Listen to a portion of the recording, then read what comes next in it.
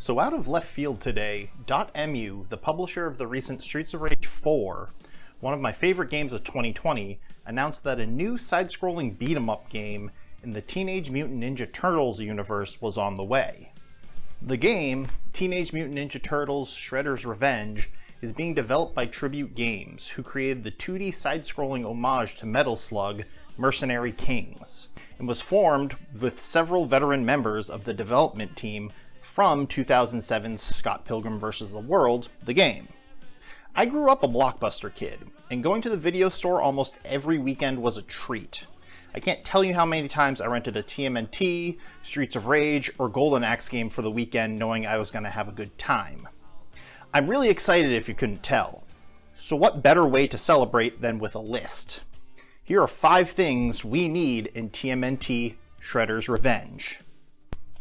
Number 1. Heroes in a Half Shell. The Ninja Turtles were one of my favorite things growing up as a kid in the 90s. From the movies to the cartoons and video games, there wasn't a time when I didn't want to play with the heroes in a half shell. The first thing that would be awesome to include in this game, however, is unlockable characters. In addition to the main 4 brothers, the trailer also showed scenes with both April O'Neil and Master Splinter dispatching members of the Foot Clan and some of Baxter Stockman's Mousers. While not shown in the gameplay section of the trailer, it'd be really cool if April, Master Splinter, and Casey Jones were playable characters. Streets of Rage 4 had multiple unlockable characters during the campaign, and if Tribute Games were to take this idea and run with it, a compelling case for multiple playthroughs would be completely justified. Number 2.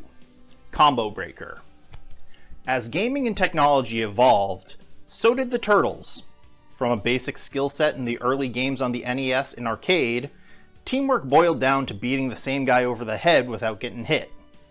I think this next installment should focus on what makes Turtles different, but why teamwork is so important. It would be cool to see gameplay elements introduced that made them work together better as a team, whether this be extra moves that do more damage, character-specific combos, or bonuses and buffs for completing cooperative-based challenges.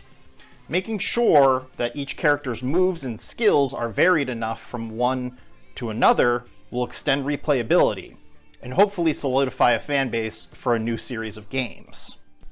Number 3. Surf's Up. It's no surprise that the last year has changed how we live and associate with one another. Because of this, I think it makes sense that this game not only have online multiplayer, but focus on experiences that can keep the community growing for a time like this long term. Things like weekly challenges with leaderboards and rewards would be a good place to start, but why not go a little further with the idea? Make some of these events tied to limited time events, with new encounters, stages, and missions. Maybe a summer-themed event where the Turtles go on vacation? Replace Donatello's bow staff with a pool noodle? And things like cosmetics could be won and add personality and replay value to the game. Number 4. A Dicey Prospect. Depending on how many levels Shredder's Revenge ends up being, I think it could take a few cues from Scott Pilgrim vs. the World, depending on its length and difficulty. My main thought would be to add some kind of permanent stat building mechanics, whether it be through leveling or obtaining items or a combination of the two. Another thought would be allowing the Turtles to spec into different builds at the beginning of each level. Maybe you're playing alone, so you need to focus on having high health and durability. Add some points in there and voila. But what if you're playing with a team of 4? You could probably focus less on health and more on dealing damage fast. Different team compositions could lead to cool scenarios for players to experience. Number 5. Go Ninja Go. One thing the TMNT games of old always had were awesome soundtracks. One of the biggest parts of the reveal trailer for Shredder's Revenge was the new version of the Ninja Turtles theme song from Faith No More's Mike Patton. While the band Anamanaguchi provided the soundtrack to the Scott Pilgrim vs. the World video game, it would be awesome to see some other big artists contribute to the game's soundtrack. A level track by Dylan Francis or Marshmello would be cool. Or maybe even have a band like A Day to Remember cover Vanilla Ice's Ninja Rap from Secret of the Ooze. With the Ninja Turtles being the cultural icons they were to Gen Xers and Millennials alike, I'm sure plenty of artists would jump at the idea of contributing. That just about wraps up this list. Hit that like button if you're excited for Shredder's Revenge, and let me know what you want to see in the game. I'll see you guys next time.